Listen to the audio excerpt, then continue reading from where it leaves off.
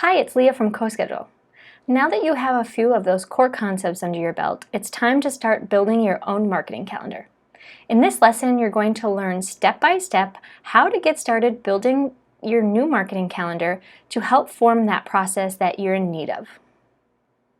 This marketing lesson is specifically designed for new CoSchedule users that are feeling like they're wearing too many hats. You find your current situation overwhelming and you're struggling to formalize a new process. Perhaps you're also having a hard time wrapping your head around everything that needs to be done.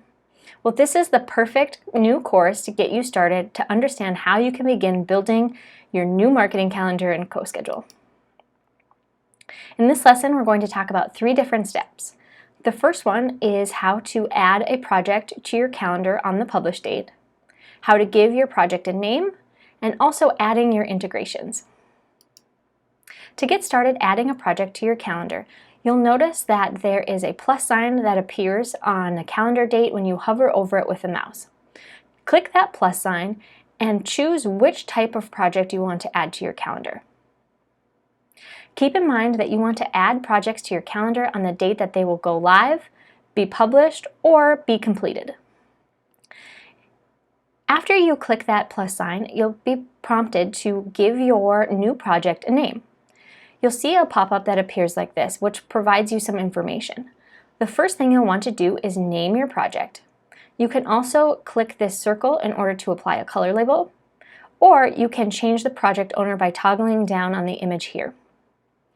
If you're adding a certain project to your calendar, you can click to toggle down the project type selection here. This will give you a list of different types of projects that you can add, including blog posts, newsletters, videos, podcasts, events, etc. Under the More Options area, you can also add tags and additional metadata to your project. The next thing you'll want to do is to set up your integrations. In the top left-hand corner, you will see your name. Toggle down your name and choose the option that says Integrations.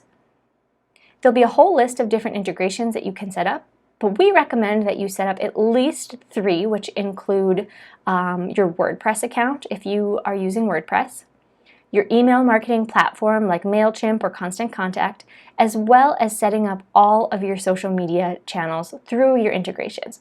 We have a ton of other integrations, so feel free to have a poke around, and CoSchedule will actually walk you through how to set up each of those integrations.